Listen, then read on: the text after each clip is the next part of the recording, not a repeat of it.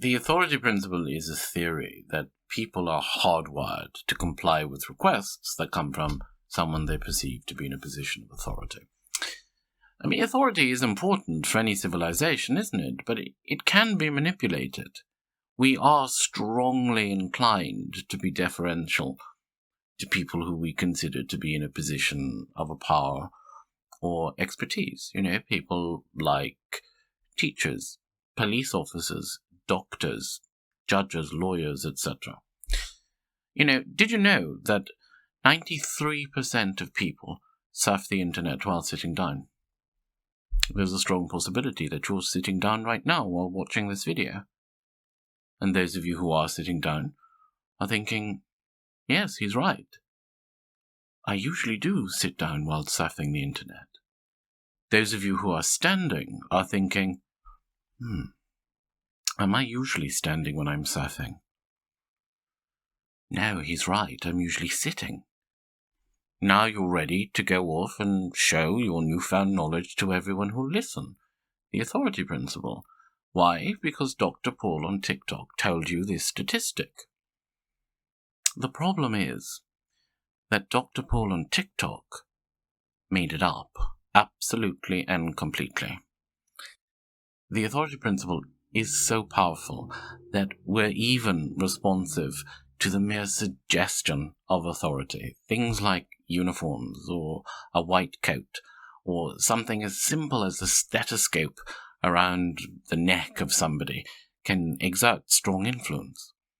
Now, I know a lot of you are saying, no, that doesn't work on me. I'm my own person. Let me ask you this. The last time you went to the doctor, did you take the medication that was prescribed for you? At a dentist, did you just lie back and allow them to poke around at your teeth? If someone in a uniform told you not to walk on the grass, would you ignore them or would you comply? Ask yourself those questions. There was a really famous experiment done in the 1960s at Yale by Stanley Milgram to see if normal human beings could be compelled to do things that they didn't feel comfortable doing, simply because an authority figure told them to. Now, the test subjects were told that they were participating in an experiment to measure the effects of punishment on learning and on memory. Now, one set of the participants, called the learners, were tasked with memorizing lists of words, and the other set of participants, the teachers, had to measure the learner's progress and then administer electric shocks whenever the learner made a mistake. Now, the thing is, the learners were all actors, and it was the teachers who were the experiment, so nobody was hurt in the experiment. Anyway, the researcher wearing a white coat was always present inside the room to ensure that the teacher carried out their assigned responsibilities. Milgram was actually shocked at how willing the subjects were to carry on with their task, as long as there was an authority figure there. That stern-faced researcher in the white coat, urging them on. In fact, they continued giving electric shocks, even when the learners were screaming in pain, simply because the man in the white coat told them to. Which is just shocking, isn't it? And of course people say, no, I'm not going to do it. But we see it all the time. And then what we saw in that experiment was when the man in the white coat said to them, please continue. It is important you continue. It is important that you continue as part of the experiment.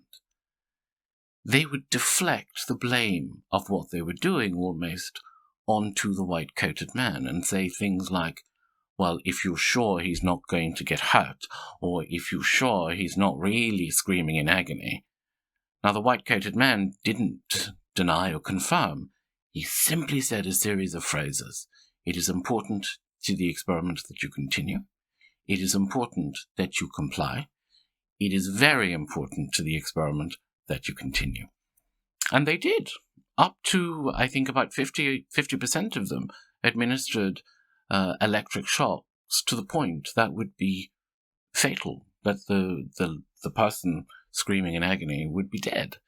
Now, if you've never seen the Milgram experiment, Google it and watch it on YouTube. It's absolutely fascinating.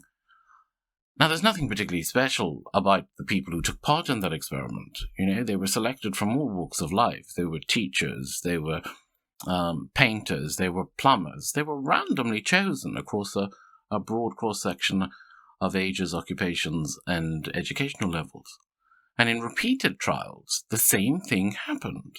Milgram found that people of all backgrounds and of both sexes were equally willing to administer the shocks. It was universal. Now, they weren't psychopaths. They weren't bloodthirsty sadists. They were simply doing what they were told by a man in a white coat. That's the authority principle. And we all fall into the trap of it.